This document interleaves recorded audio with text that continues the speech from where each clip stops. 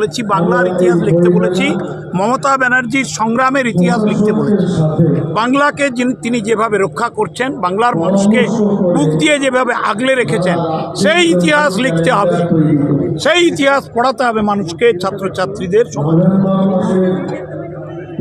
বাংলাদেশ নিয়ে কি বলবেন? হ্যাঁ, ওটা ভারত সরকার দেখছে। আমাদের মুখ্যমন্ত্রী বলে দিয়েছেন যে পররাষ্ট্র নীতি এবং ভারত সরকারের পদক্ষেপ, বাংলার সরকারের পদক্ষেপ, আমরা এর বাইরে যাই না। তবে আমাদের মুখ্যমন্ত্রী গভীরভাবে উদ্বিগ্ন বাংলাদেশের ঘটনা প্রবাহ নিয়ে। কি ব্যবস্থা নিচ্ছেন? 2022 সালে মুখ্যমন্ত্রী 738টি নিয়োগের ব্যাপারে মন্ত্রিসভায় অনুমোদন দিয়েছিলেন।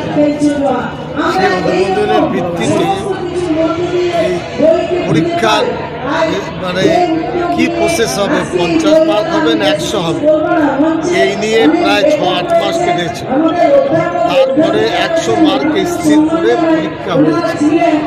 সেই পরীক্ষায় 352 জন ছাত্রছাত্রী যারা এই লাইব্রেরিতে ডিপ্লোমা করেছে, অলরেডি তার চাকরিতে যোগ দিয়েছে, এবং 150 আরও প্রার্থী তাড়াতাড়ি তারা যোগ, এটা হলো প্রায় 500। বাকি যারা রেস্ট থাকে 237, সেটা এক্সেম্পটেড ক্যাটাগরিতে আছে। যেমন ধরুন, আর্মিদের ঘর থেকে কোনো ছাত্রকে নিতে হবে, আর্মিদের বাড়ির সেই ছেলেরা লাইব্রেরিতে ডিপ্লোমা করে, যেমন ডিজেবল ছাত্র থাকবে, নেই। এটা আবার আরেকবার নোটিফিকেশন হবে, না হলে এটা চলে যাবে লেবার ডিপার্টমেন্ট। লেবার ডিপার্টমেন্ট তখন ক্রাইটেরিয়া ঠিক করবে কীভাবে। অলরেডি 500-র উপর নিয়োগ।